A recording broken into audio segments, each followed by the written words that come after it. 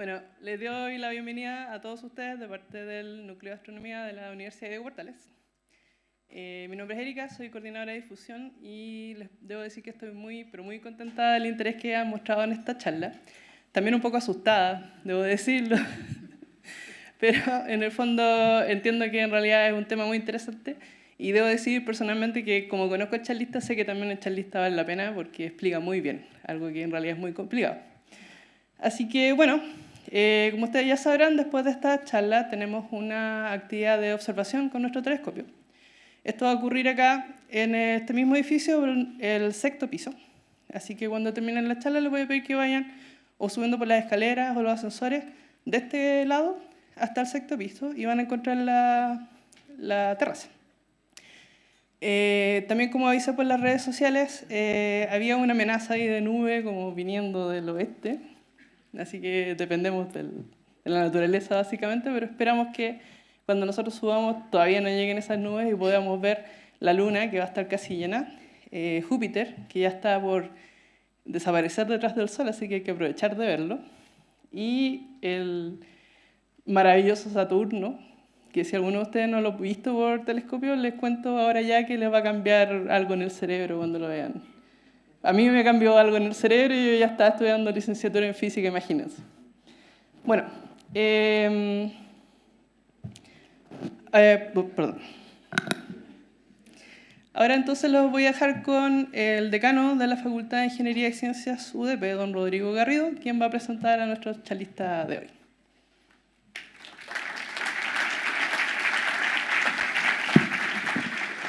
Gracias, Erika. Muy buenas tardes. Súper contentos de la gran acogida que tuvo este llamado a la charla de hoy.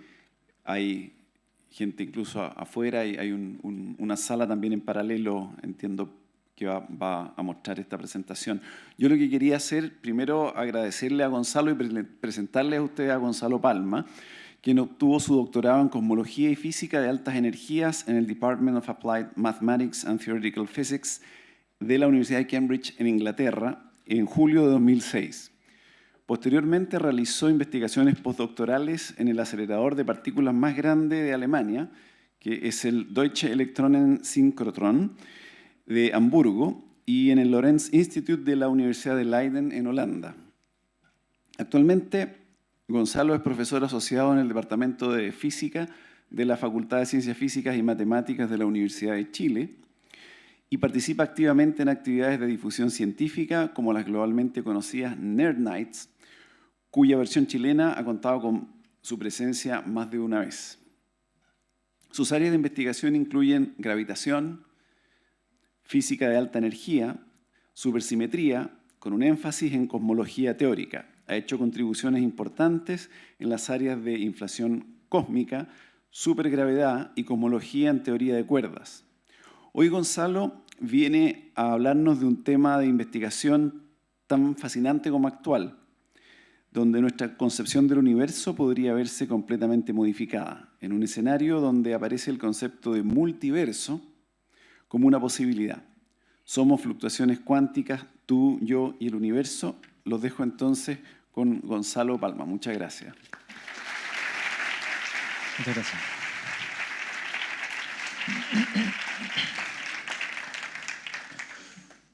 Bien, muchas gracias. Agradezco mucho la introducción y la invitación y sobre todo a ustedes porque se han animado a venir a escucharme. Voy a comenzar, no puedo evitar esta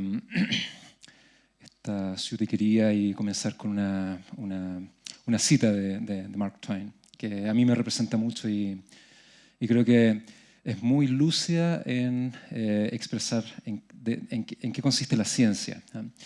Entonces la cita dice así: la realidad es más extraña que la ficción, pero esto es porque, al contrario de la realidad, la ficción está obligada a pegarse a las posibilidades. Y claro, la idea es que la ciencia está constantemente develando las estructuras de la naturaleza de una forma en que nosotros nunca esperábamos. Y nuestra visión de la naturaleza siempre está atada de alguna forma a nuestra comprensión pasada del mundo, digamos, lo que sabemos hasta el momento. Ah, esto ha sido así para la cosmología, en la cual nuestra forma de comprender el cosmos siempre está de alguna forma atada o restringida a nuestras visiones de la época, ¿ya? Entonces, en distintas épocas hemos tenido distintas visiones de la estructura del cosmos, ¿ya? Por ejemplo, el hecho de que la Tierra esté en el centro del universo. Y bueno, esta es una representación incluso más moderna en donde la Tierra deja de estar en el centro del universo y hay tales cosas como conjuntos de estrellas que se aglomeran de alguna forma. Esta representación de acá, de hecho, es anterior a que supiéramos que existían las galaxias, ¿ah? Y de alguna forma, bueno, el astrónomo que las visualizó y que hizo este grabado pensó, bueno, esto es posible de alguna forma. Pero de todos modos esto no escapaba las posibilidades, de alguna forma. Esto siempre estaba ahí bajo las posibilidades de la época. Entonces el hecho de que ya sabemos que existían las estrellas, pero sin embargo que pudieran formar galaxias, eso quizás estaba un poco adelantado, pero era parte de las posibilidades que nos permitía nuestra provisión de la época. Nuestra visión actual del universo es que su historia se puede resumir en este cuadro, digamos. El universo se expande en este momento. Nosotros estamos al final de esta imagen. Ahí están los planetas, ahí está Saturno, que ojalá que lo puedan ver más tarde. Pero tiene una historia. Sabemos que el universo se está expandiendo en este momento y somos capaces de reconstruir el universo hacia atrás en el tiempo, ¿ya? E inferimos que tiene que haber existido un evento primordial, el primer evento, que es lo que llamamos el Big Bang. El universo emerge como una sopa muy caliente de esta gran explosión, el Big Bang, y luego se empieza a enfriar por expansión, porque el espacio se expande en la medida que la materia revolotea en su interior. Y en la medida que el espacio se expande, bueno, se enfría su contenido, se forman galaxias, se forma estructura y, bueno, llegamos a donde estamos. Nuestras mediciones revelan que el universo tiene algo así como 13.800, perdón, sí, está bien, 13.800 millones de años, lo cual es muy difícil de conmensurar, digamos, tratar de compararlo a nuestra propia existencia. Nosotros simplemente somos destellos en la existencia del propio universo, ¿ya? Y esta idea de que el universo emerge de una gran explosión, ¿ya? Viene de una serie de aportes de cosmólogos y astrónomos, pero fue finalmente comprobada por estos dos señores. Estos dos señores dieron quizás la prueba más importante que confirma que el universo realmente emerge de una gran explosión. Y ellos observaron básicamente esto. Ya, esta es una imagen completamente plana, en donde al medio ustedes pueden ver la Vía Láctea. La mancha blanca es derechamente lo que ustedes ven en el cielo, el manchón que ustedes ven en el cielo, cubriendo todo el cielo del hemisferio sur que podemos ver acá desde Chile. Pero si uno sustrae eso, si uno se olvida de la Vía Láctea, lo importante de esta imagen es el resto, ¿ya? Que parece ser tremendamente aburrido, pero es quizá una de las imágenes más importantes que tenemos. Cuando digo que tenemos, no me refiero a los cosmólogos y cosmólogas, me refiero a la humanidad, ¿ya? No hay pocas cosas tan importantes como esta imagen completamente plana, ¿ya? Porque revela que hay luz que nos llega a la Tierra desde todas las direcciones, y la luz es básicamente la misma en todas las direcciones, ¿ya? Y esto es lo que se llama el fondo de radiación cósmica. Es un residuo de luz cuya interpretación, o sea, la razón que pensamos que existe esta luz es porque viene justamente de eventos muy primitivos, digamos. Viene de eventos que ocurrieron poco después de la gran explosión. Entonces llamamos esta luz, o la pensamos de la siguiente forma: pensamos que es un residuo de la gran explosión, del Big Bang. Y ahí lo llamamos el fondo de radiación cósmica. Si uno toma esta imagen y la analiza amplificando la señal, ¿ya? Esta imagen es muy, muy tenue, pero si amplificamos la señal, empezamos a ver estructura, ¿ya? Y esta es básicamente la imagen amplificada algo así como 1 millón de veces, ¿ya? Y entonces empezamos a ver que la imagen no era tan perfecta después de todo, que hay pequeñas rugosidades repartidas sobre la imagen, y uno podría, bueno, esto es un mapa del universo, una foto del universo, ¿ya? Y si nos preguntamos cuándo fue emitida esta imagen, cuándo fue emitida esta luz que vemos con esta imagen, por cierto, esa imagen fue la imagen que mostré recién, es una imagen captada por el satélite Planck, que reveló sus datos hace ya algo así como 5, 6, no, bastante más, unos 7 años atrás más o menos. Y bueno, este es el resultado, y si uno se pregunta de dónde viene esta imagen, es luz que fue más o menos emitida en la época en que el universo dejó de ser lo suficientemente caliente como para dejar de ser opaco, ¿ya? ¿Qué quiero decir con eso? Es que hubo una época en la cual el universo era muy opaco, y eso quiere decir que la luz no era capaz de avanzar en el espacio. Si uno prendía una linterna, esa luz inmediatamente se iba a chocar con algo, ¿ya? Porque era una sopa muy opaca todavía. Pero de pronto el universo de golpe se vuelve transparente. Y a partir de entonces esa luz por fin está libre de viajar por el universo. Y el universo es básicamente transparente, ¿ya? Y entonces desde ese momento viaja hasta nosotros y somos capaces de captarla. Por cierto, no podemos verla a ojo desnudo, necesitamos instrumentos para esto. Y ese fue el descubrimiento que hizo estos dos astrofísicos que les mostré al principio, Penzias y Wilson. Y creemos que, bueno, no es que creamos, sino que nuestros instrumentos lo revelan, y nuestro conocimiento también lo revela, que esta imagen fue emitida apenas 380.000 años después del Big Bang, ¿ya? Compárenlo ustedes con la edad del universo actual, que es más o menos 14.000 millones de años, ¿ya? 380.000 años, que parece mucho, comparado con 14.000 millones de años no es nada. Si 14.000 millones de años fueran 24 horas, las 24 horas del día, 380.000 años es básicamente 2 segundos de ese día, ¿ya? Entonces, realmente esta luz fue emitida muy, muy poco después del Big Bang, y de hecho contiene mucha información de lo que ocurrió durante el Big Bang.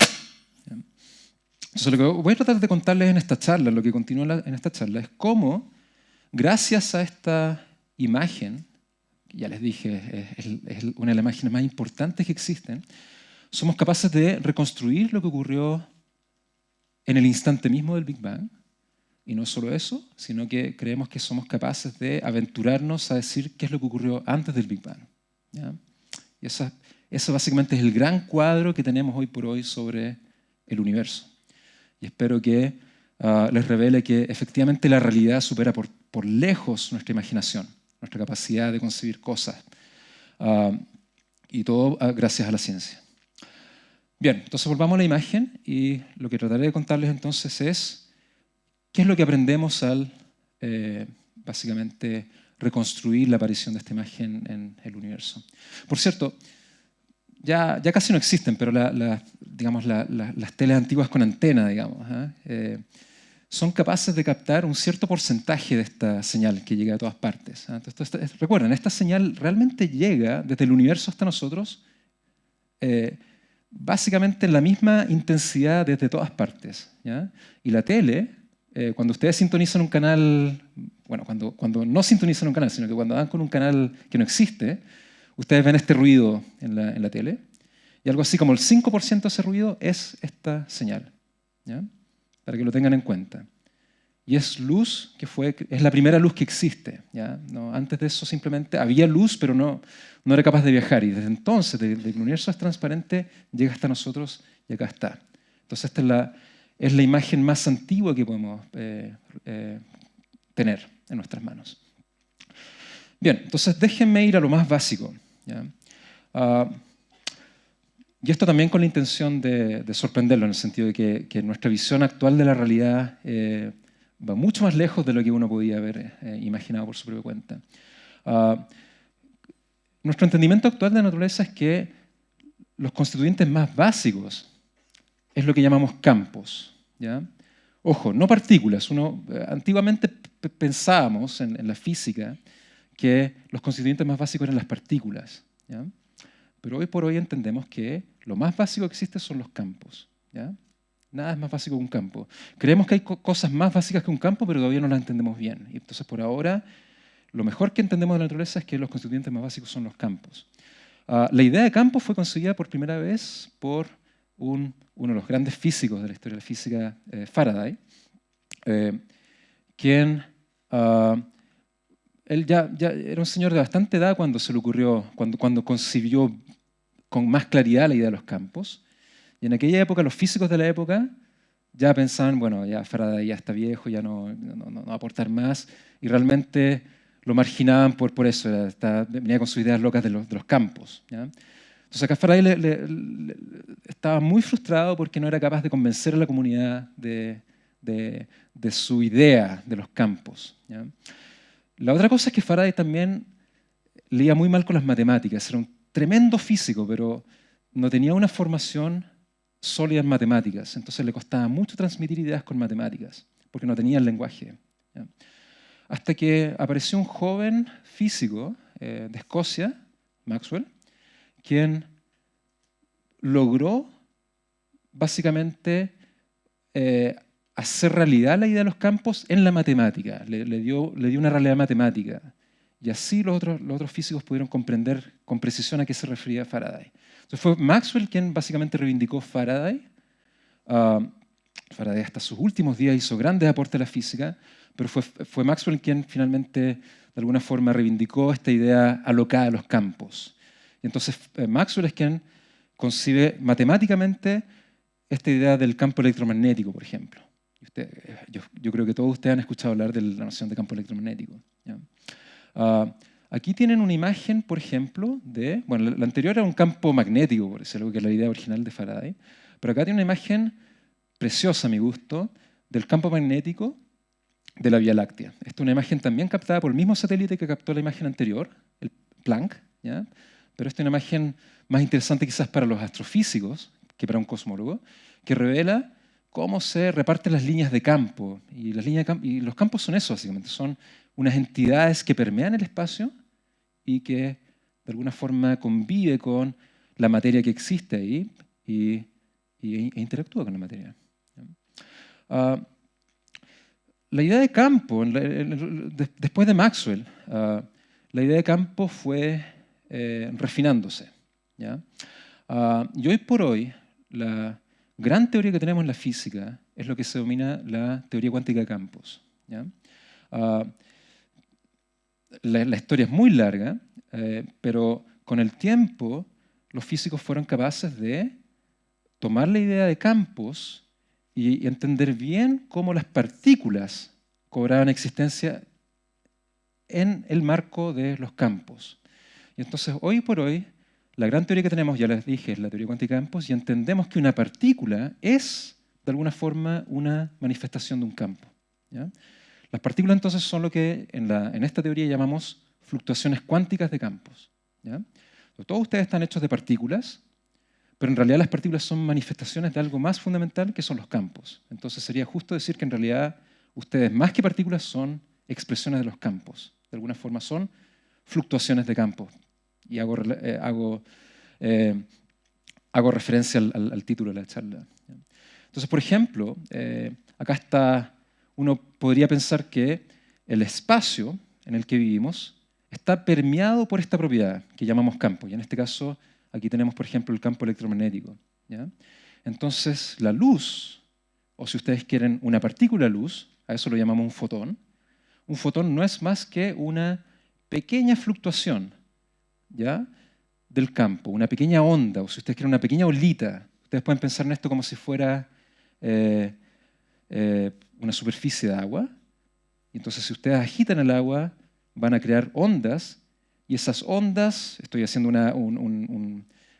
estoy invitándola a pensar de una cierta forma, que probablemente no es muy buena, pero esas pequeñas ondas entonces son las partículas, las ondas que se mueven sobre la superficie. Por ejemplo, acá está el campo electromagnético y voy a avanzar. Sé que esto no va a aparecer muy bien, pero voy a avanzar. Y bueno, acá la idea era que la onda es capaz de trasladarse de un punto al otro, ¿ya? Entonces se traslada, y se traslada porque es una pequeña onda sobre el espacio que está permeado por esta propiedad que es el campo, que ustedes podrían pensar que es el agua, digamos. Bueno, esto había que mencionarlo para que entiendan la importancia de esto. Es que la mayoría de los creadores acá, bueno, supongo que varios de ustedes reconocen por lo menos un personaje acá. ¿Cuál de todos? ¿Lo reconocen a este? No, están todos pensando en este de acá, ¿ya? Entonces no tengo para qué decir su nombre. ¿Quién más? Muy bien, Planck. ¿Qué otro personaje? Perdón, acá está Planck, ¿ya? Muy bien, Feynman es un rockstar de la física. Bueno, están todos los... Sí, Heisenberg está por ahí, en fin. Y bueno, son todos grandes personajes de la física. Todos merecían premios Nobel, por cierto. La gran mayoría de ellos los obtuvieron. Y esta es una lista bien incompleta, en realidad. Me dolió mucho tener que seleccionar acá fotos de gente para llenar este cuadro. Como les decía, la idea es la siguiente. Uno puede pensar en el espacio como el espacio, pero permeado por esta propiedad, que es lo que llamamos el campo, en este caso, en el caso anterior, era el campo electromagnético. Pero en realidad el espacio está permeado por más de un campo, no solamente el campo electromagnético. Entonces acá, por ejemplo, tengo el espacio, y acá la idea es que el espacio está permeado por dos campos, no solamente uno, el campo electromagnético, y este es el símbolo que usamos para denominar a los fotones. Entonces, cuando pensamos en el fotón, que es una partícula de luz, también estamos pensando en realidad en el campo electromagnético, pensamos en todo el campo, ¿ya? Pero también sabemos que existen otros campos. Por ejemplo, está lo que llamamos en la física lo llamamos el campo de Dirac. ¿Por qué? Porque este señor de acá, Dirac, concibió la noción de un campo, ¿ya?, en el cual las fluctuaciones cuánticas, es decir, las olitas son, adivinen qué son, electrones.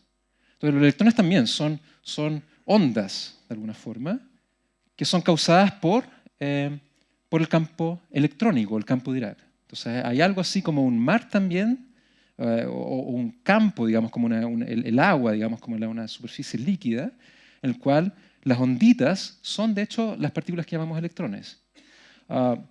Quizás varios de ustedes ya han escuchado hablar de la noción de dualidad onda-partícula, ¿ya? Y eso está detrás de esta idea también, es decir, el que podamos pensar en partículas como ondas, que son olitas de los campos, o como partículas también, pero son la misma cosa finalmente. Entonces, realmente yo puedo pensar en los campos por separado, ¿ya? Pensar en que cada campo está, de alguna forma, sus olitas son partículas, y ahora tratar de entender el cómo ocurren las cosas, de hecho, ¿ya? Entonces, por ejemplo, acá tengo dos electrones, que son lo que llamamos dos paquetes de onda, ¿ya? Y uno podría preguntarse, bueno, ¿cómo se ven los dos electrones? Ustedes saben que los electrones se repelen porque tienen la misma carga, ¿ya? Entonces, voy a tirar dos electrones uno contra el otro y les voy a contar cómo pensamos que las cosas ocurren, ¿ya? Entonces, ahí van los dos electrones en su viaje a encontrarse, ¿ya? Pero se van a repeler porque tienen la misma carga. Pero ¿cómo es esta repulsión? ¿Cómo ocurre esta repulsión? Bueno, esta es la forma en que pensamos que ocurre. Es a través de un intercambio de fotones, ¿ya? Entonces, acá la gracia es que separé los dos planos para que ustedes puedan ver en detalle qué es lo que ocurre. Pero este electrón de acá le va a transmitir información al otro electrón y lo hace haciendo que esta olita se mueva de un lado para otro, ¿ya? Y entonces ahora sabe que está el electrón por allá y se repelen, ¿ya? Entonces la idea es que los electrones intercambian información, pero lo hacen a través de fotones, lo hacen a través de luz, ¿ya? Y esa es la forma en que entendemos entonces la interacción electromagnética. Es decir, yo golpeo esta mesa y la razón por la cual mi mano no pasa de largo es porque hay un intercambio de luz entre mi mano y la mesa, ¿ya? Y en realidad mi mano nunca llega a golpear la mesa, porque cuando mi mano intenta traspasar la mesa, hay mucha luz intercambiándose entre la mano y la mesa, de forma que la mesa finalmente empuja la mano hacia atrás, ¿ya? Y eso es gracias al intercambio de luz que hay. por decirlo de otra forma, cuando nos damos la mano para saludarnos, bueno, en realidad nunca nos tocamos en estricto rigor. ¿Por qué? Porque hay intercambio de luz entre nuestras manos, ¿ya? Que evita que nos toquemos finalmente. En realidad la materia nunca entra en contacto. ¿Por qué? Porque hay intercambio de información, ¿ya? Entonces decimos que los fotones son realmente los causantes de lo que llamamos la fuerza electromagnética y por lo tanto la luz es lo que llamamos portadores de fuerza. En este caso la luz, los fotones, son los portadores de la fuerza electromagnética. ¿Bien? Esa es la idea. Juntemos los dos campos y ahí están, este es el espacio completo y ya sabemos, nosotros estamos hechos de por lo menos estos dos campos, digamos, de electrones, que ciertamente nuestros cuerpos tienen muchos electrones, pero también los electrones están juntos, ¿ya? Están pegados con los, por ejemplo, ¿con qué se pega un electrón? Con un protón, ¿ya? Entonces nosotros estamos hechos de electrones y protones, y ahora ustedes saben que los electrones están alrededor de los protones. ¿Por qué? Porque intercambian luz. Y la luz es la que mantiene entonces pegado un electrón a un protón, y la materia entonces está ahí justamente por esta idea de que los constituyentes están constantemente intercambiando fotones o luz. Esta idea se concibió más nítidamente con Feynman, de hecho. Y Feynman fue, bueno, por ahí más de alguno de ustedes ya sabía quién era Feynman y lo mencionó cuando le mostré las imágenes anteriores. Entonces acá está.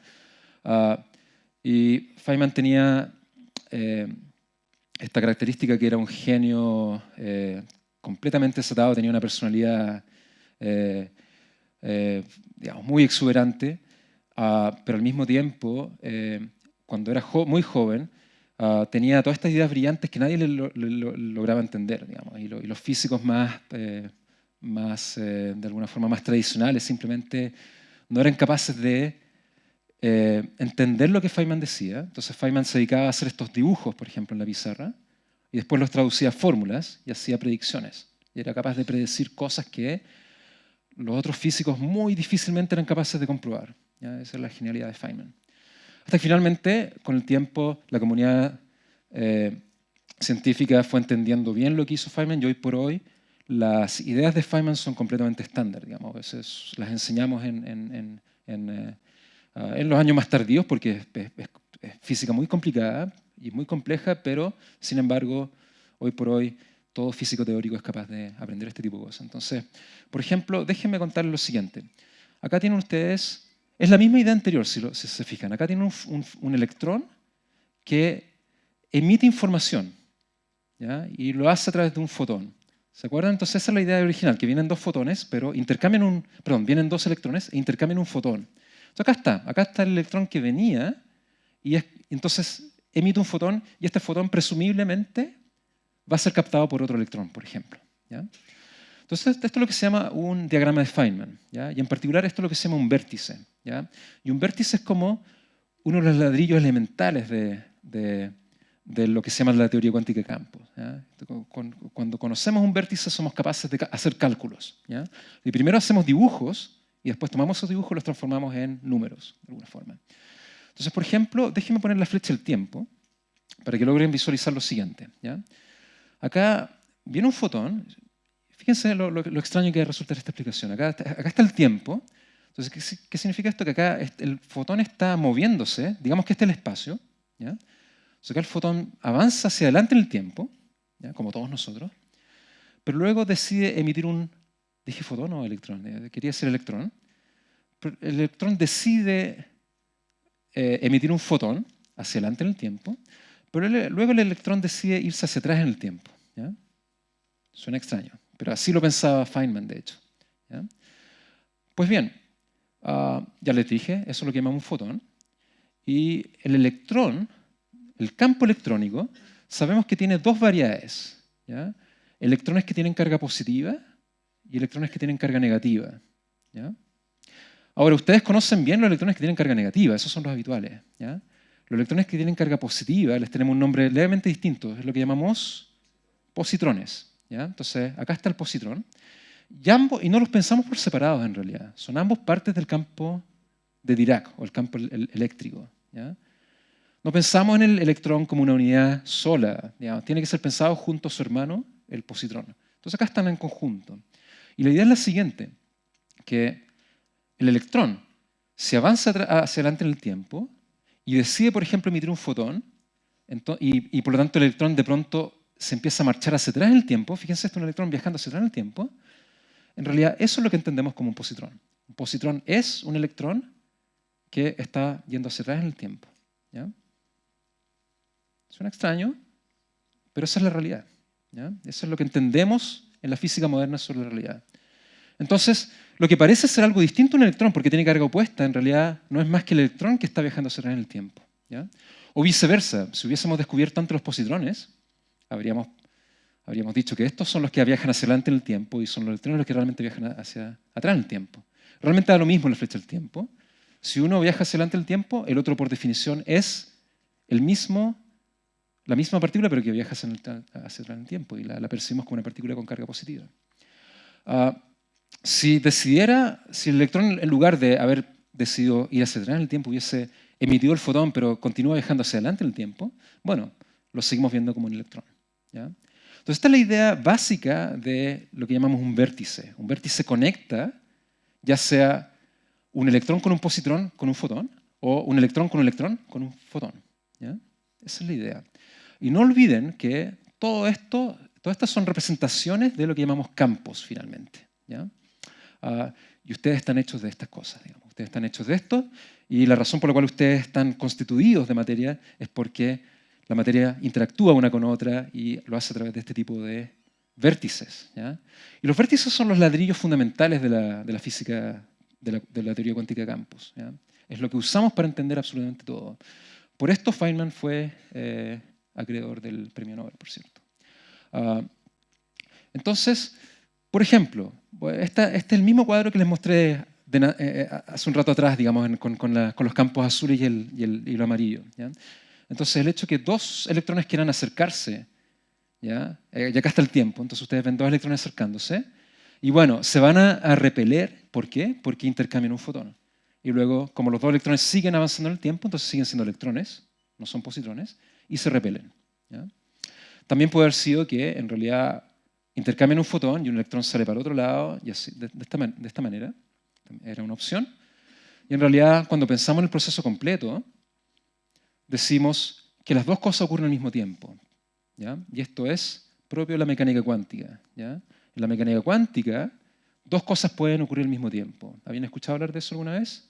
El gato vivo y el gato muerto, ¿cierto? Ya. Eso es exactamente lo que ocurre acá. Acá hay una suerte de superposición cuántica de estados. ¿Ya?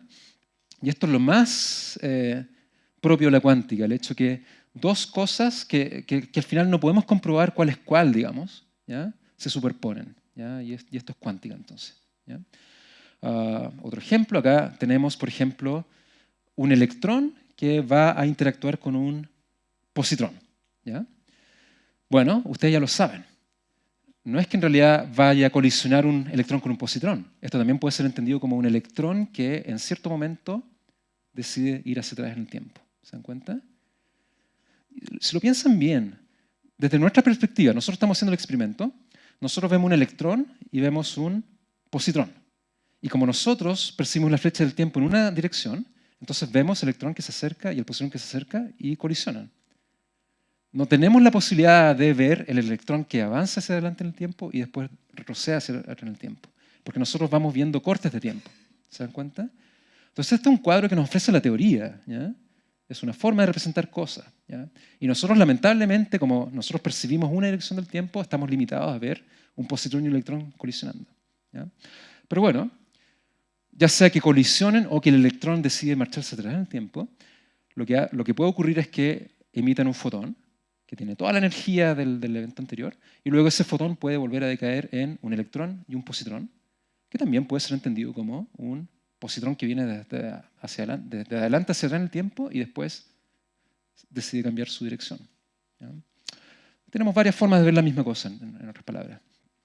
Otro proceso similar, ¿ya? Es también de la misma idea, un positrón que va a colisionar con el electrón, pero deciden intercambiar un fotón, por ejemplo, y luego se marchan, digamos, de esta forma. O un electrón que viene desde el futuro, le envía un fotón al electrón que viene desde el pasado, y etcétera, etcétera. Y luego entonces tenemos que pensar en la superposición. ¿Ya? Y este es el tipo de cosas que hacemos entonces para, por ejemplo, predecir bien cómo ocurren las cosas. ¿ya? Entonces, hacemos el cálculo, tomamos esta superposición, hacemos el cálculo y luego hacemos una predicción matemática y le decimos a nuestros compañeros experimentales que en los laboratorios vayan y comprueben este tipo de cosas. Y sorprendentemente comprueban hasta los últimos detalles de estas predicciones, ¿ya? Esta teoría es muy, muy predictiva, ¿ya? Y lo hace muy, muy bien. Es lo que llamamos teoría cuántica de campos, recuerden. Ahora, esta regla de acá, que ya les dije es el ladrillo básico, se puede generalizar. Y en realidad todo nuestro entendimiento, no solamente electrones y fotones, está basado en esta idea, ¿ya? Entonces, en general, lo que pensamos es que hay dos clases de partículas, ¿ya? Están lo que llamamos los fermiones, ¿ya? Y ustedes ya saben que este fermión puede ser pensado como algo que va hacia adelante en el tiempo y después retrocede, por decir algo, ¿ya? Pero existen tal cosa como los fermiones, ¿ya? Y que son lo que consideramos partículas en general, es lo que acuñamos como partículas. Pero también están los llamados portadores de fuerza, como por ejemplo el fotón, ¿ya? Y a los portadores de fuerza los llamamos por general bosones. Entonces clasificamos las partículas en dos grandes grupos, fermiones y bosones, ¿ya? Que tienen muchas propiedades cada una por sí sola, pero la regla básica es que los fermiones y los bosones se comunican de esta manera, a través de un vértice. Entonces, creo que ustedes ya entenderán por qué a los bosones se les llama portadores de fuerza. Y es porque son los culpables de que las partículas puedan verse las una a la otra, intercambiar información, tal como ocurría con los fotones, con los electrones, ¿ya? Entonces, esto ya está dicho. Toda la física de partículas, en nuestro entendimiento, se reduce a esta regla básica, a la existencia de vértices que comunican partículas con otras partículas que llamamos fuerzas, ¿ya? Entonces la gran pregunta es ahora, lo que me resta decirles es, bueno, todas las partículas que conocemos hasta el momento, ¿ya? Y acá están. Este mapa contiene todo lo que sabemos, todo lo que conocemos. Sabemos que están los electrones, ya se los mostré. ¿Dónde está el fotón? Está por acá. Pero luego hay una serie de otras partículas que hasta el momento ya conocemos bien. Por ejemplo, acá están todos los portadores de fuerza, por cierto, ¿ya? Entonces acá está el fotón, que fue el primer portador de fuerza que conocimos. Pero luego hay otros portadores de fuerza como los gluones, el bosón Z, el bosón W más y menos, que se pueden pensar como una sola partícula. Pero luego también el electrón no es el único fermión que conocemos. Hay varios otros fermiones. Por ejemplo, acá están los llamados quarks. Y luego están los neutrinos. Y luego hay unos compañeros de electrón que son partículas que se parecen mucho al electrón, solo que son mucho más masivas, son más difíciles de experimentar, que son los muones y los tauones. Y acá está el gran mapa. Ahora solamente me refiero a los portadores de fuerza. Al fotón ustedes ya saben que yo le tenía ese símbolo asignado. Y a cada una de las partículas le tenemos un símbolo para poder hacer este juego de dibujar diagramas, los diagramas de Feynman. O sea, por ejemplo, al gluón le tenemos unas líneas telefónicas asignadas. Y al bosón Z y al bosón W, que son hermanos, les tenemos estas líneas así medias quebradizas asignadas. Entonces podemos dibujar diagramas, los diagramas de Feynman, y hacer cálculos y predecir cosas. Claro, varios de ustedes estaban pensando, bueno, pero si, ¿cómo puede ser eso? Si hace unos años atrás se descubrió la partícula de Dios, ¿ya? Claro, la llamada partícula de Dios, o la mal llamada partícula de Dios, es lo que categorizamos como un bosón, ¿ya? Por lo tanto, es un portador de fuerza también, ¿ya? Y es el bosón de Higgs, ese es su nombre, el nombre que usamos, es bastante distinto a los otros bosones, tiene unas propiedades distintas. Ya les voy a contar un poquito más sobre eso. Va a ser importante para entender el Big Bang. Y le tenemos asignada también su rayita para poder hacer diagramas, ¿ya? Déjenme mostrar un ejemplo. Este es un ejemplo históricamente relevante, ¿ya? A principios del siglo pasado, ¿ya? En la primera mitad del siglo pasado, se sabía que los neutrones, y tengan en mente esto era el conocimiento en la época cuando todavía no se entendía bien qué era teoría cuántica de campos, ¿ya? Entonces había una progresión de esto. Entonces sabía que los neutrones son capaces de decaer, de desintegrarse, y la forma en que lo hacían era lo siguen haciendo, digamos, es la forma habitual en que lo hacen. Los neutrones decaen en un protón y en un electrón, ¿ya? Y esa es la forma en que lo hacen. Entonces, tengan en cuenta, los neutrones son partículas neutras, por eso se llaman neutrones, y decae en un protón que tiene carga positiva y en un electrón que tiene carga negativa. ¿Ya? No, tiene que conservarse la carga. ¿Ya? Pero, me adelanté un poquito, pero había algo misterioso sobre esto, ¿ya? Sobre este tipo de reacciones, y era que el protón finalmente, y esto se observaba, por cierto, el protón y el electrón tenían menos energía de la que tenía originalmente el neutrón. ¿Ya? Entonces ahí había un puzzle, digamos, había gato encerrado. ¿Ya?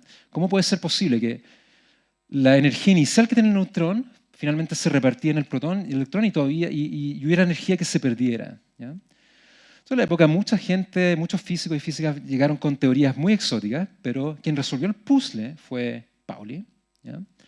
Quien en forma muy genial concibió que la pérdida de energía era evidencia de que tenía que haber una partícula extra, una partícula que uno no veía, pero que era parte del juego. ¿Ya? Y así fue como Pauli concibió la idea de los neutrinos, ¿ya? Y predijo la existencia de los neutrinos. Así fue. Así de simple y de genial fue la idea. Entonces, Pauli es el padre de los neutrinos. Y entonces déjeme invitarlos a pensar en esto en la forma que lo haría Feynman, por ejemplo, en la forma que lo hacemos hoy por hoy. ¿Ya? Entonces ustedes ya saben, bueno, acá está el proceso, acá está el neutrón, y el neutrón entonces decae en un protón, en un electrón, y en esta nueva partícula que consiguió Pauli, ¿ya? Que es el neutrino. ¿Ya? Ya, pero ustedes saben que esto no puede ser tan simple, no puede ser que el neutrón se divida en tres así como así. ¿Por qué? Porque ustedes ya saben que hay unos ladrillos fundamentales, que son estas reglas de Feynman, ¿ya? Y esto no está calzando con esta idea. ¿Ya? Entonces lo que hacemos es, hoy por hoy, entender que en realidad el proceso ocurre en etapas. ¿Ya? Y entonces, acá está el neutrón, que es un fermión, ¿ya? Y el fermión entonces emite un bosón. Recuerden, el bosón es un portador de fuerza, y este bosón contiene toda la información sobre lo que está por venir. Contiene la capacidad de caer en un electrón y en un neutrino. ¿Ya? Y esto ahora sí que sí tiene sentido, ¿sí o no? Entonces el proceso tiene que ser pensado en etapa para que logremos ensamblar estas cosas que llamamos vértices. ¿Ya? No puede ser de otra forma, es lo que nos dice la teoría. ¿Ya? Entonces cuando nos enfrentamos a un proceso nuevo, sea cual sea, ya estamos listos para enfrentarlo. Ya sabemos, ya tenemos un esquema mental para, de alguna forma, organizar el proceso mismo. ¿Se dan cuenta? Está bastante limitado y es sumamente rígido además. Es decir, si queremos pensar cómo funciona la naturaleza, no tenemos muchas opciones, porque sabemos que esta forma de pensar es de las pocas consistentes que existen para representar la naturaleza. Y efectivamente, bueno, estos bosones se observan y somos capaces entonces de predecir la existencia de este bosón que participa como un mediador, ¿ya? Como parte intermedia del proceso. Pero no solo eso, sino que quizás varios de ustedes saben que los propios neutrones y los propios protones tienen estructura, ¿cierto? Están conformados por... Exacto. Entonces, un neutrón, de hecho, está constituido por 3 quarks, un up y 2 down, pero el protón está conformado por 2 up y un down. ¿Ya? Entonces, lo que ocurre acá, nuestra forma moderna de entenderlo, es que llegan estos 3 quarks en conjunto que forman el neutrón, ¿ya? Y el down emite este bosón, ¿ya? Este bosón intermediario, que lleva información, acarrea información, y porque el bosón salió de ese vértice, entonces la naturaleza del down cambió, ya no puede ser la misma cosa, y se transforma en un up. ¿Ya? Entonces la información se va siempre conservando de alguna forma. ¿Se dan cuenta? Esto no es gratuito.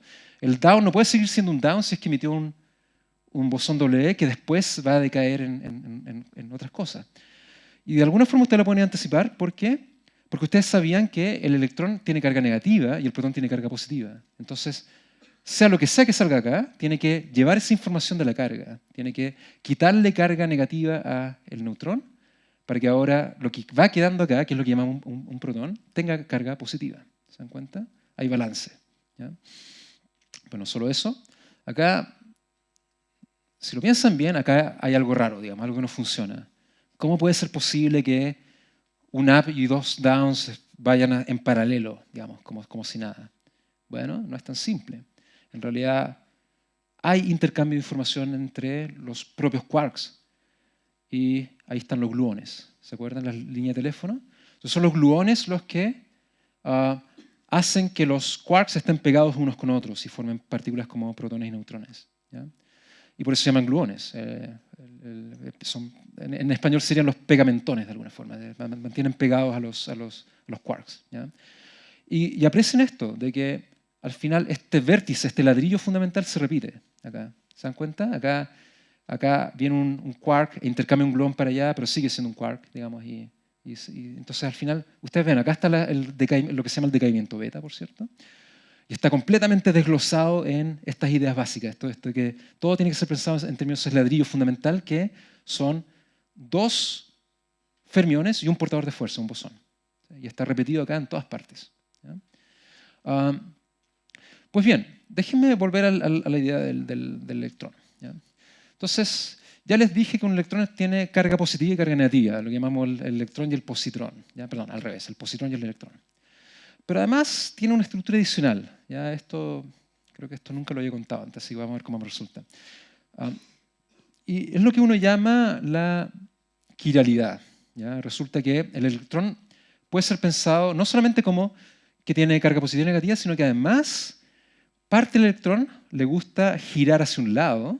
¿Ya? Es lo que llamamos la regla de la mano derecha, indica que el electrón de alguna forma si avanza, está girando en esta dirección, pero también otra parte le gusta girar en la dirección opuesta.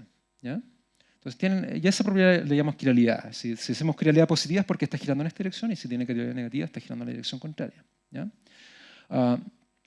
Pues bien, cuando pensamos en un electrón, acá estoy pensando por ejemplo en un electrón, no en un positrón, sino en un electrón que tiene carga negativa. En realidad, el electrón está, de alguna forma, cambiando su quiralidad continuamente, ¿ya? Y lo hace cambiando de la quiralidad que llamamos positiva a la quiralidad negativa, ¿ya? Y lo hace continuamente. Un electrón va intercambiando. Entonces, a la medida que el electrón avanza, está mutando, está transmutando y lo hace continuamente, a un ritmo muy rápido, ¿ya? Y cada quiralidad puede ser pensada como una partícula distinta. Al igual que partí diciendo al principio, esto que un electrón es un electrón y un positrón al mismo tiempo, digamos, son 2 cosas en conjunto que las pensamos en una unidad. Pues bien, la quiralidad positiva o la quiralidad negativa también la pensamos como una unidad, ¿ya? De forma que la partícula con quiralidad positiva puede ser pensada como una partícula en sí misma y una partícula con quiralidad negativa puede ser pensada como una partícula en sí misma también. Entonces acá quiero invitarlos a encontrar la trampa. Acá hay algo raro que no nos debería, nos deberíamos sentir incómodos por todo lo que dije antes, ¿ya? Les voy a dar la clave acá. El hecho de que un electrón puede ser pensado como un electrón con quiralidad positiva, que después transmuta en un electrón con quiralidad negativa, después transmuta con un electrón con quiralidad positiva, sí. ¿Qué es lo que nos debería llamar la atención acá? ¿Quién quiere? Hay otra cosa. El hecho de que estoy pensando que la línea azul representa un fermión y la línea amarilla representa otro fermión. Lo que me incomoda, seguramente varios de ustedes están dando la respuesta correcta, pero para apurarme, lo que me incomoda es que esto no corresponde bien al ladrillo fundamental. ¿Se acuerdan? Les dije que el ladrillo fundamental es que 2 partículas, si son distintas, tiene que haber un portador de fuerza, ¿ya? Y acá tengo 2 partículas distintas, el electrón con quiralidad positiva y el electrón con quiralidad negativa, pero no veo al portador de fuerza. ¿Dónde está? Y la verdad es que voy a moverme rápido acá. Entonces, bueno, acá está el comentario, digamos. Me siento incómodo por aquello, digamos, porque veo un electrón con quiralidad, por ejemplo, negativa, y un electrón con quiralidad positiva, y pienso que falta algo ahí, ¿ya? Recuerden, acá la gracia de todo esto es que hay una estructura en la cual nos enfrentamos a los problemas, digamos, y sabemos que este ladrillo fundamental tiene que estar siempre ahí, ¿ya? Y pues sí, de hecho, así es como fue concebido el llamado bosón de Higgs, ¿ya? Se entendió que tenía que estar ahí, ¿ya? Ser parte de la ecuación. ¿Por qué? Porque no puede ser que una especie de electrón se transmute a otro electrón con otra propiedad sin que haya un intercambio de fuerza. ¿Se entiende? Y esta es la idea original, esto fue en los años 60 que concibió Higgs, de hecho, de que este tipo de acá tiene que estar presente, ¿ya? No la llamamos la partícula de Dios, por cierto, en la física lo llamamos la partícula de Higgs, ¿ya? Y fue concebida por eso, porque de alguna forma este cuadro acá que está incompleto, y ustedes ya saben la razón, es porque no veo el ladrillo fundamental, tiene que ser pensado de esta forma realmente, ¿ya? Y esto es lo que esta propiedad de transmutar de una a otra es lo que llamamos la masa, de hecho. Entonces, cuando pensamos que el electrón tiene masa, es porque realmente el electrón, a la medida que avanza, está transmutando, pero transmuta porque está interactuando con el Higgs. ¿Se dan cuenta? Y por eso es que pensamos que el Higgs, la partícula de Higgs, es la que le da la propiedad de masa a las partículas. Y la propiedad de masa es justamente esta transmutación, ¿ya? Entonces, el electrón, a lo que llamamos masa en el electrón, es ese hecho, es el hecho que el electrón está transmutando de quiralidad positiva a una quiralidad negativa, ¿ya? Y lo hace todo el tiempo. Entonces, el electrón está de alguna forma moviéndose y está cambiando su forma de girar, pero ese cambio es gracias a que interactúa con el bosón de Higgs, ¿ya? Que es un portador de fuerza.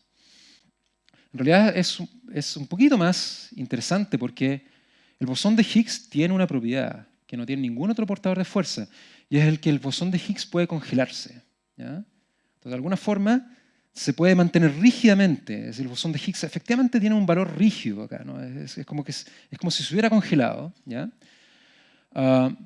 De otro modo, realmente los electrones podrían ser pensados como partículas que no tienen masa y que interactúan con el Higgs, pero porque el Higgs se congela, entonces aparece la propiedad de masa como una constante. Entonces hablamos de la constante de la masa del electrón, ¿ya? Y ustedes ya lo saben, esto fue lo que, lo que le dio el premio Nobel a Higgs hace un tiempo atrás. Ya, entonces voy a saltarme algunos detalles para, por ejemplo, quería contarles acá de cómo esto calza en otras estructuras, digamos, pero creo que la idea ya está más o menos clara. Entonces, solamente me voy a tener en un detalle en que al final todas las partículas están de alguna forma conectadas unas con otras. Eso quiere decir que todos los campos de alguna forma se ven, ¿ya? Y entonces ahí está el Higgs, por ejemplo, que ustedes ya saben, que se ve junto al electrón de quiralidad positiva o negativa. Por ahí está el neutrino, en fin. Y acá están todos los vértices, de alguna forma. Estos son los vértices de lo que uno llama la teoría electrodébil, ¿ya? Entonces está el Higgs. Aparecen unos vértices medio raros que tienen 4 patas. Esa es otra historia. Y entonces, en conjunto, uno puede pensar en una teoría madre, de alguna forma, que contiene las teorías que llamamos la teoría electromagnética, la teoría débil, en fin. Y esto puede ser pensado como lo que se llama una teoría unificada, en donde los electrones junto al neutrino pueden ser pensados como una sola unidad, ¿ya? Y donde todas las fuerzas, la fuerza electromagnética, la fuerza débil también pueden ser pensadas como una sola fuerza, ¿ya? Entonces somos capaces de unificar cosas, unificar a través de, básicamente, encontrando teorías más completas de alguna forma. Y esto también les dio el premio Nobel a ciertas personas y el Higgs también, junto al Higgs también. Ya, acá está el mapa. Acá ustedes tienen todas las partículas y cómo se ven las unas a las otras, ¿ya? Con el Higgs, y etcétera, etcétera. ¿Qué es lo que está faltando en esta visión?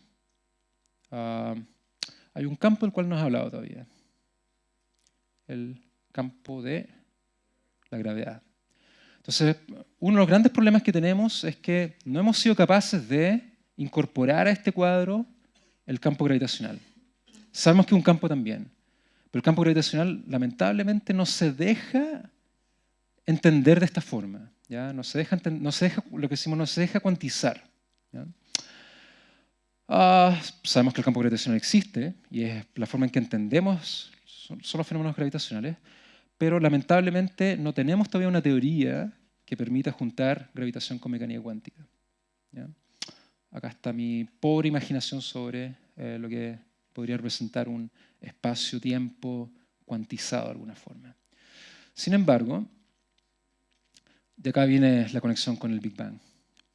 En los años 80, ahora uno todo lo que dije, en los años 80, este cosmólogo, bueno, era un físico teórico realmente, un físico de partículas, se preguntó, ¿qué pasa si, así como el Higgs, que sabemos que existe, un bosón, lo que se llama un bosón escalar, qué pasa si poco tiempo después del Big Bang el universo estaba de alguna forma dominado por un fluido que fuera parecido al Higgs?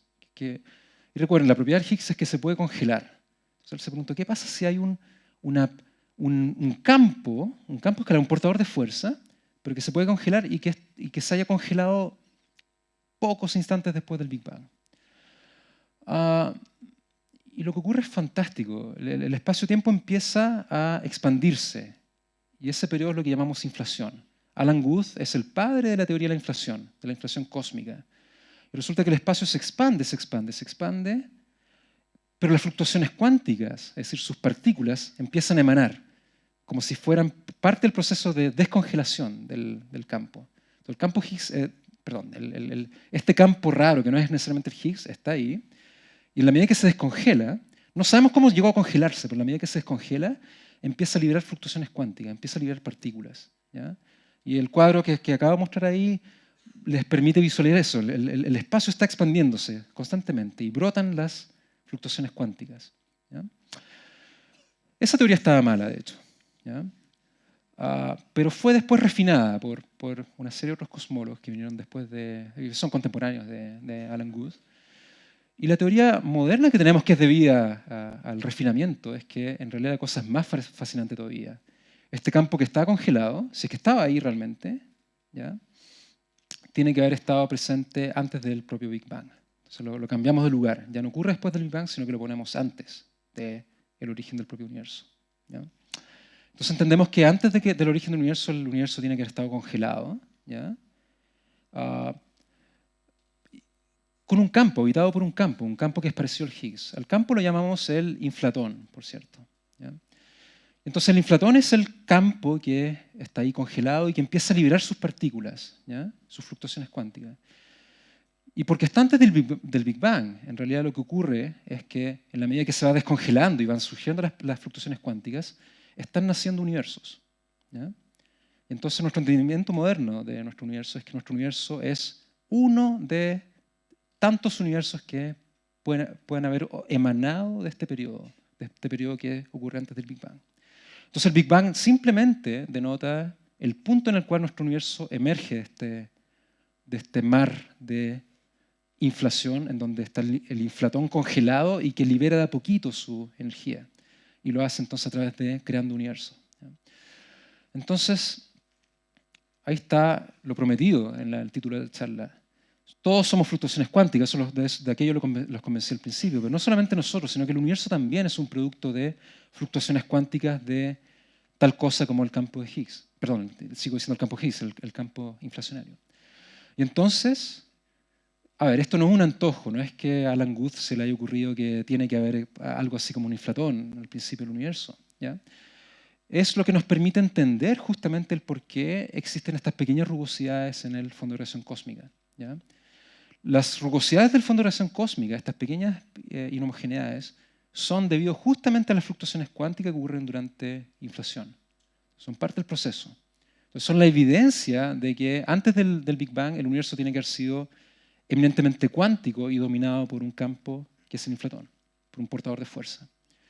No solo eso, sino que la estructura del universo mismo, no solamente el fondo de radiación cósmica que tiene estructura, pero es todo el universo que ha heredado la estructura de las fluctuaciones cuánticas. Entonces, acá hay un mapa de todas las galaxias que conocemos hasta el momento, ¿ya?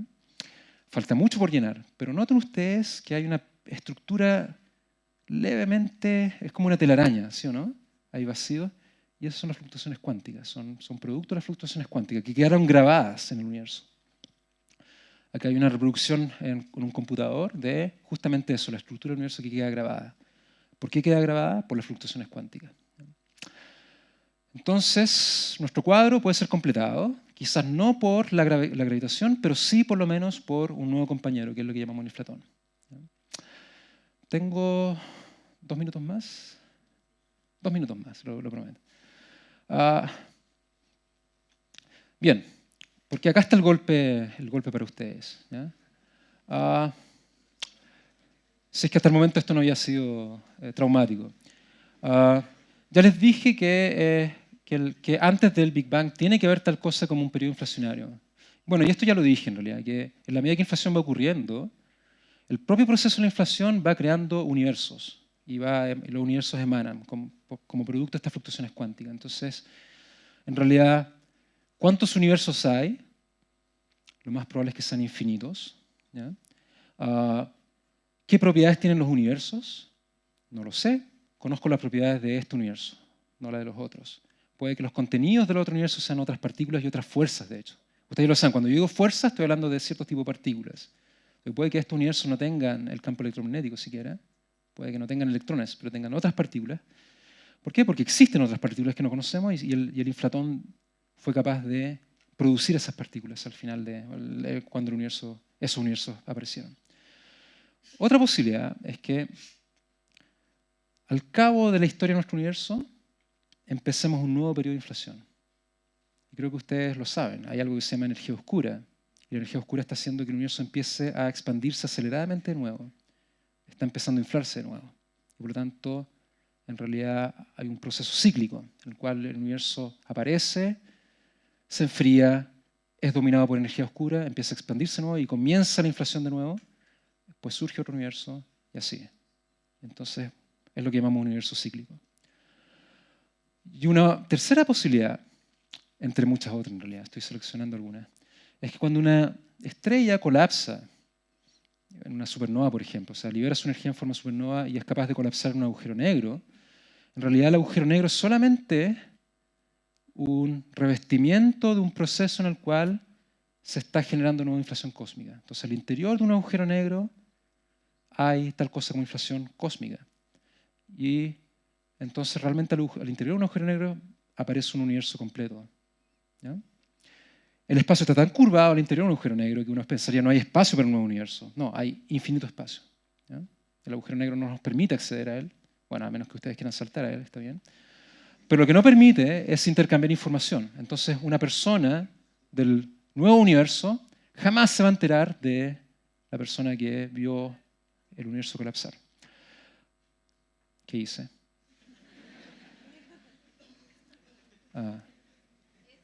Ahí sí, gracias.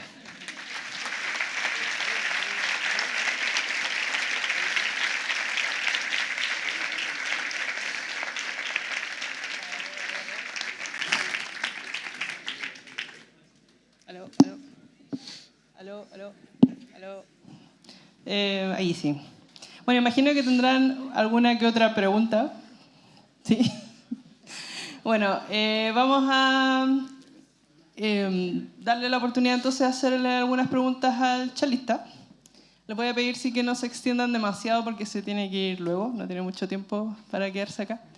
Y también les voy a pedir que si quieren subir arriba las observaciones, primero dense una vuelta, vayan a tomar un café al Starbucks, algo así, porque no podemos tener tanta gente en la terraza como hay hoy día entre esta auditorio y el de al lado, que también está lleno. ¿Ya? Así que les voy a pedir que se tomen su tiempo. Algunos suban ahora, otros vayan a tomarse un cafecito, como les digo, y suben después, para que no colapse nuestra terraza. Bueno, ¿alguien tiene alguna pregunta entonces? Por acá. Les voy a pedir, cuando pregunten, se paren y se muestren a ustedes mismos para que se escuche.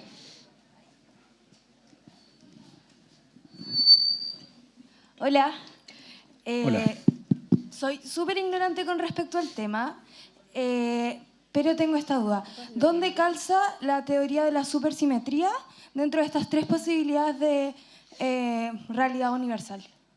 Bien, lo dije muy rápido quizás en algún momento, pero mencioné esto de la teoría electrodébil. ¿Ya? No sé si te acuerdas de aquello, de que en realidad uno puede empezar a armar teorías que uno cree que son más fundamentales, si tú quieres. Entonces yo mencioné solamente una, lo que se llama la teoría electrodébil.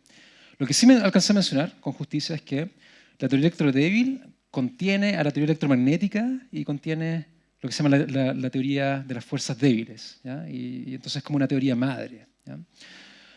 Eso es solamente un ejemplo de lo que llamamos unificación. ¿Ya? Entonces uno intenta concebir que en realidad las cosas que parecen desconectadas realmente están conectadas de alguna forma.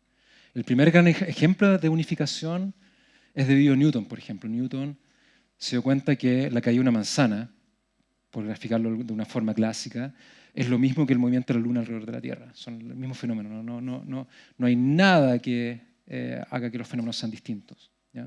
Se ven muy distintos, pero eso es nuestro problema, son la misma cosa, ¿ya? Entonces Newton tiene una teoría que unifica fenómenos, ¿ya? Y entonces es un paradigma en el cual tratamos de unificar cosas, tratamos de unificar fenómenos que se ven muy distintos y tratamos de armar una teoría más completa, ¿ya? Entonces pensamos que hay una tal teoría como una teoría de la gravitación cuántica que contiene todas las teorías que conocemos por ahora, que parecen separadas, ¿ya? Ahora tú me preguntas por la supersimetría. La supersimetría es exactamente eso, es un intento de unificar cosas. Entonces la supersimetría, nuestro entendimiento de cómo se unifican cosas a través de simetrías, esa es nuestra práctica, digamos. Entendemos que las simetrías van guiando nuestro entendimiento de cómo se unifican las cosas. Y supersimetría surge como eso, como un intento de unificar teorías que se ven distintas y tratan de encajar de alguna forma. Y probablemente tiene mucha relevancia para esto, porque sospechamos que posiblemente la supersimetría sea la forma correcta de entender cómo el inflatón encaja en toda esta historia, ¿ya? Entonces, esta partícula nueva que es el inflatón, ¿ya? Realmente sabemos que está ahí, pero no sabemos cómo encaja en una teoría completa. Y sospechamos, yo he trabajado mucho en eso, de hecho, en tratar de hacerlo encajar a través del concepto de supersimetría, que es como una teoría más grande de alguna forma, que es parte de este cuento, digamos, cómo se va agrandando la teoría, pero cómo los conceptos se van simplificando de alguna forma, ¿ya? Y esa es la idea de la supersimetría. Hola, buenas noches. Mi pregunta básicamente tiene que ver con lo que se vio al final de la charla y también con el tema de la expansión del universo. Me gustaría saber, respecto de todo lo que usted ha estudiado en su vida, ¿cuál es su perspectiva del fin del universo? ¿Usted cree que va a ser con un Big Freeze? O sea, que se seguirá expandiendo para siempre y se separará, ya no podemos ver estrellas en el cielo, o llegará un momento que ocurrirá el Big Crunch, que se comenzará a contraer de nuevo el universo. Esa es mi pregunta. Claro. Mira, voy a dar la respuesta que todo cosmólogo honesto tiene que dar. No sé, no tengo idea. Es la respuesta completamente honesta porque, a ver, todo depende de cuáles son las propiedades más sutiles de las constituyentes actuales que sabemos que existen, digamos.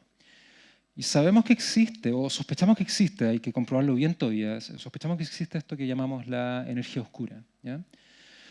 Que, por cierto, en las próximas décadas van a haber unos experimentos fantásticos que van a tratar de elucidar si la energía oscura es real o no, digamos. Pero hay buenas razones para pensar en ella. Y entonces el futuro del universo va a depender mucho de las propiedades de la energía oscura. Primero, si está ahí la energía oscura, pero después de sus propias propiedades, ¿ya? Entonces, la energía oscura resulta que es como es algo rígido, digamos, es algo que no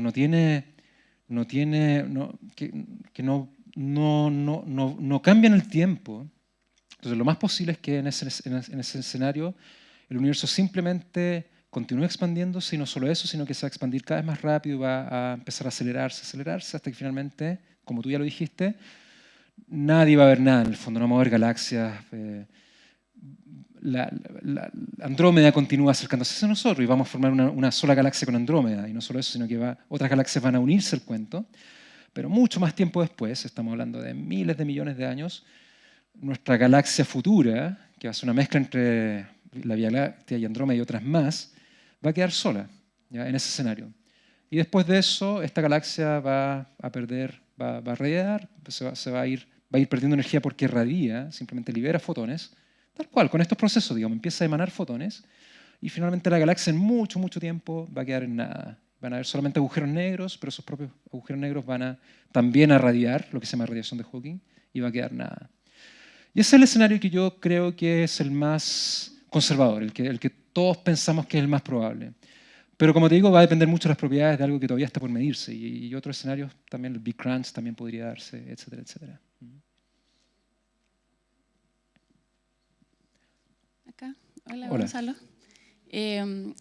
Bueno, dos cosas. Una, si puedes explicar un poco más acerca de cómo el Higgs se congela y los campos se congelarían y qué es lo que significa. Y lo otro es la interacción de esta nueva partícula o campo, el inflatón, con la realidad que nosotros conocemos. O sea, este inflatón, ¿con qué estaría interactuando? ¿Con la gravedad o con el campo electromagnético? ¿Con otros bosones? Claro, ¿Con qué? claro. Eso. Ya, bueno, mira, te contaré que cuando este laboratorio que descubrió el Higgs, digamos, que confirmó la existencia del Higgs experimentalmente, que fue construido para eso, por cierto, ustedes saben, lo que se llama el LHC, que es un experimento colosal, ¿ya? Al momento de anunciar el descubrimiento, porque ellos estaban conscientes de que esto era no solo un Nobel, sino que varios Nobeles por venir todavía. Todavía no faltan Nobeles que van a darse gracias al descubrimiento del Higgs. Ellos lanzaron un concurso para el público en general, para quién lograba explicar de mejor forma, en un dibujo, en qué consistía que el Higgs se congelara, ¿ya? Lo cual refleja que en realidad me va a resultar muy difícil explicar en qué consiste que se congele el Higgs. No estoy seguro de poder hacerlo de una forma convincente. Pero de alguna forma es la propiedad de que el Higgs no libere partículas, no ande, digamos, de alguna forma emitiendo onditas como las otras, ¿ya? Los otros portadores de fuerza naturalmente quieren transmitirse como onditas.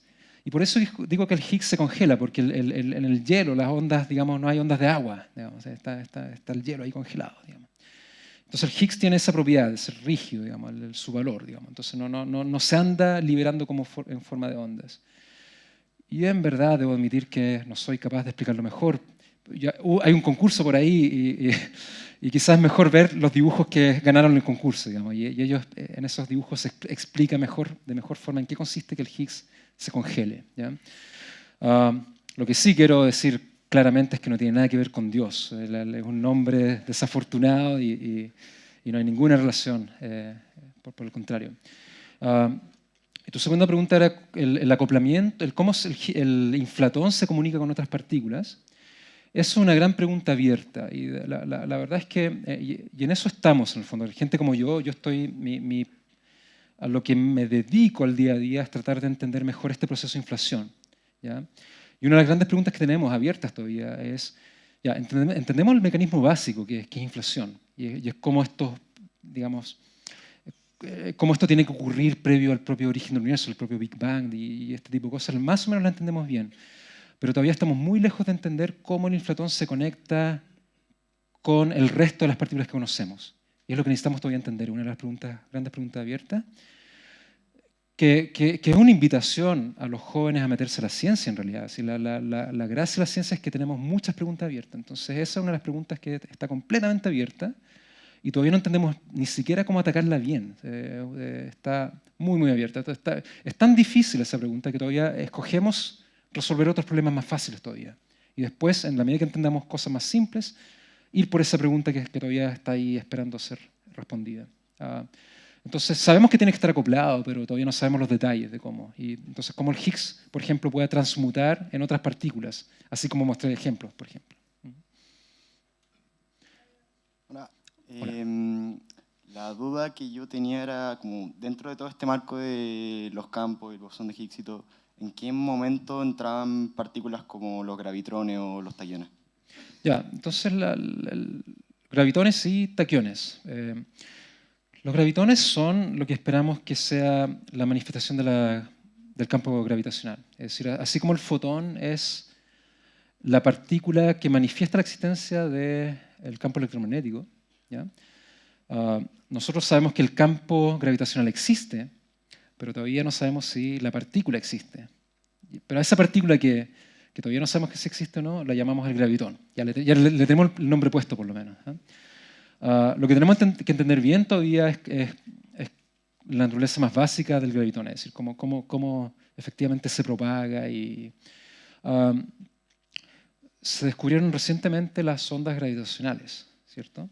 Pero las ondas gravitacionales, como fueron descubiertas, son como las ondas electromagnéticas descubiertas en el siglo XIX. ¿No? Es decir, se entendían bien en su versión clásica, ¿ya? No cuantizadas, no en términos de la partícula que puede ser pensada como una onda o una partícula al mismo tiempo. Entonces, está bien, hemos avanzado mucho. Descubrir ondas gravitacionales era muy importante porque ya por lo menos llena parte de la respuesta. Ahora, por lo menos sabemos que existen las ondas gravitacionales en su forma clásica. Lo que nos resta ahora entender es si existe la versión cuántica, es decir, la partícula que puede ser entendida al mismo tiempo como onda y partícula, ¿ya?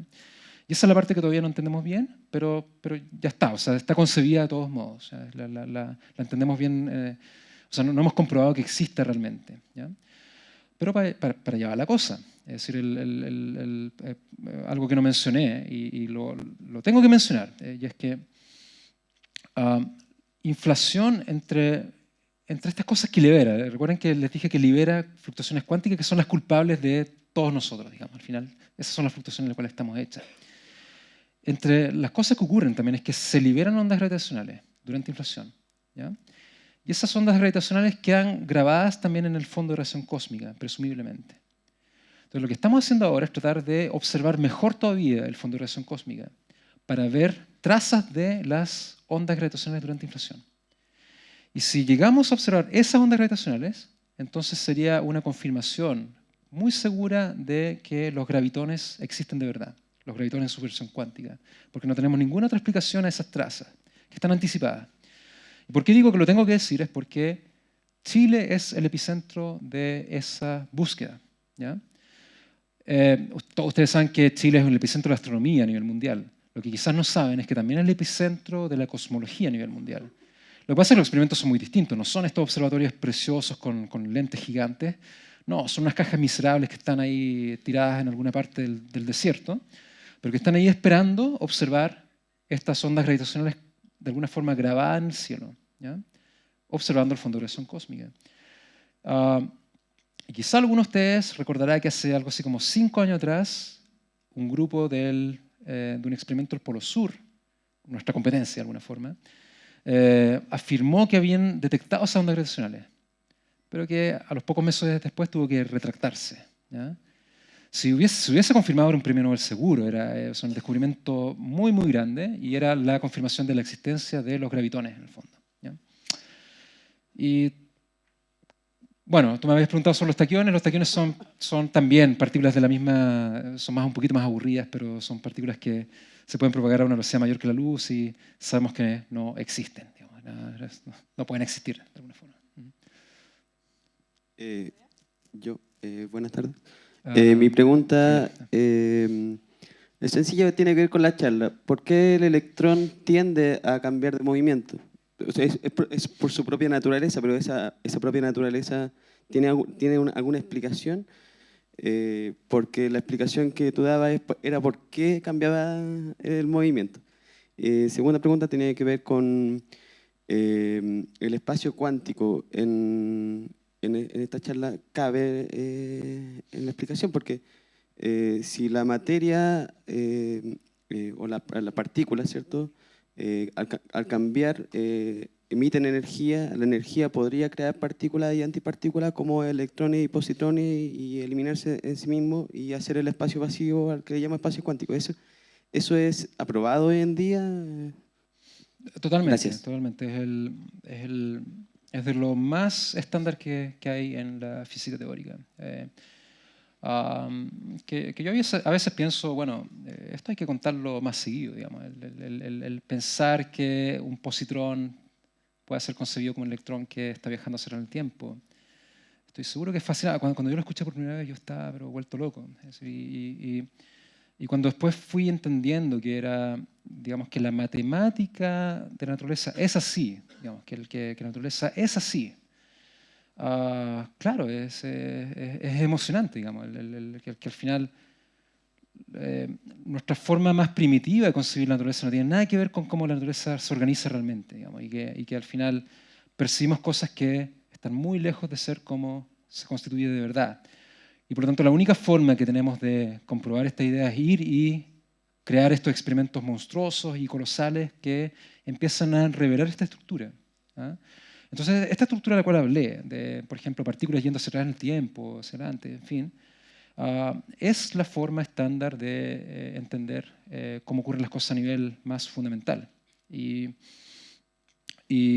no es para nada obvio, ¿ya? Entonces, tú me preguntabas por cómo se entiende el movimiento de un electrón.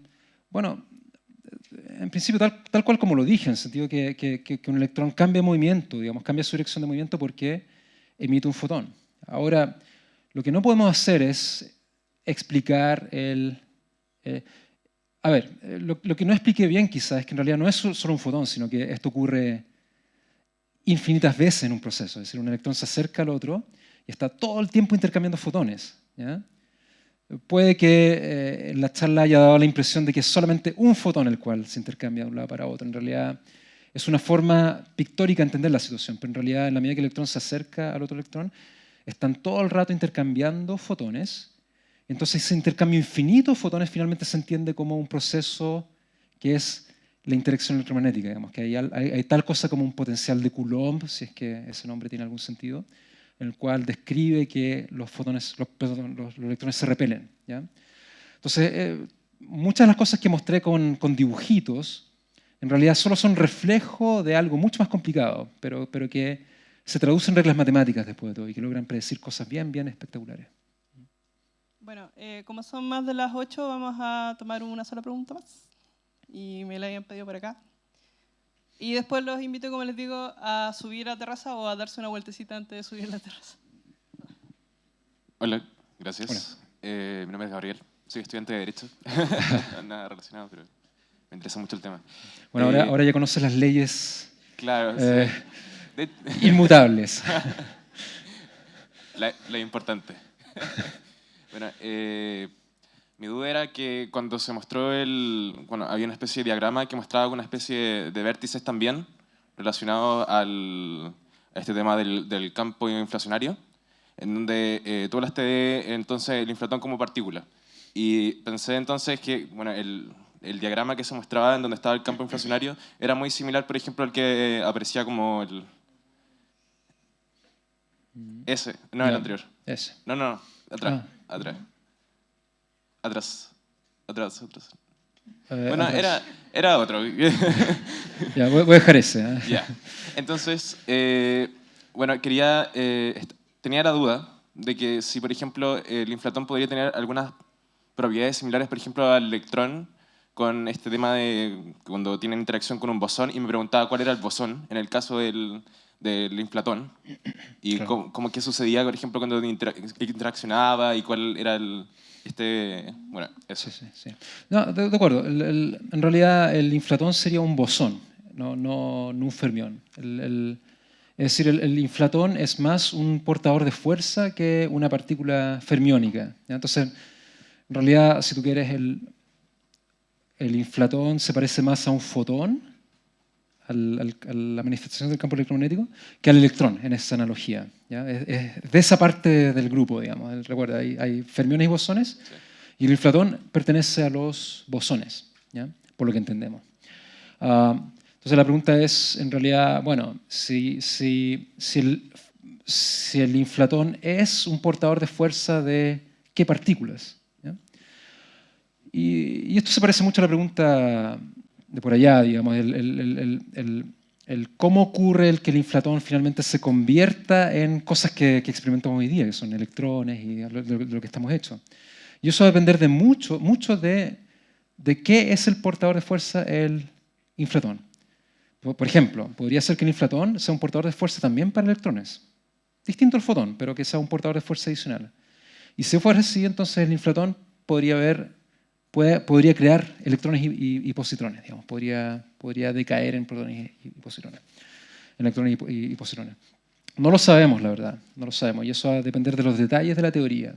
Pero sí sabemos que el inflatón tiene que haber estado comunicado con partículas. Por ejemplo, acá se me ocurrió poner algunas, digamos. Puse que el inflatón, acá está el inflatón, ¿ya? Puse que está comunicado con los electrones, por ejemplo, ¿ya? Y que por lo tanto puede ofrecer un medio de comunicación. Pero en realidad me tomé esa libertad y probablemente no es así siquiera, ¿ya? De alguna forma el inflatón está comunicado con las otras partículas, pero no sabemos si lo hace a través de otras cosas todavía. Puede que acá hayan otras partículas que no conocemos y que estén de alguna forma mediando el cómo inflatón se comunica con el resto de las partículas. Entonces esas preguntas están abiertas. O, y aquí termino con la respuesta, podría ser que el inflatón sea el Higgs, de hecho, ¿ya? Hay buenas razones para pensar que en realidad el Higgs y el inflatón son una cosa y que en realidad pensamos que son cosas distintas porque no hemos hecho bien la conexión. Pero hay mucha gente que está estudiando esa posibilidad, ¿ya? Yo nunca lo he estudiado porque no me ha interesado meterme en eso particularmente, pero hay gente que sospecha que, y da muy buenas razones para ello, que en realidad el Higgs es una y solo una cosa, es el inflatón, y además es la culpable de que las cosas tengan masa hoy por hoy, ¿ya? Y no lo sabemos, estamos en aquello, de alguna forma. Gracias.